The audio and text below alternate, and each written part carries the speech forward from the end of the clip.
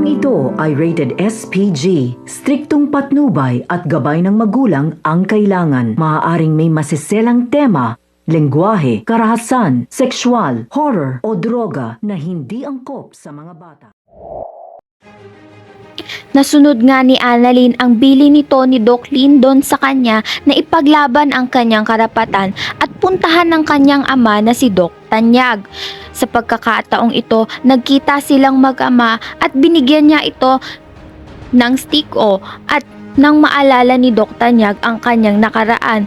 Ngunit hirap pa rin siyang alalahanin ito kaya hindi na naman nagtagumpay itong si Annalyn sa kanyang pagmamagandang loob sa kanyang ama. Sa kabila ng istorya, nagmabutihang loob na nga si Lynette at si Doc Binetes dahil nga namangha at gumaan ang loob ni Lynette sa mabuting pakikisama sa kanya ni Doc Binetes at sa tulong na rin na maoperahan siya.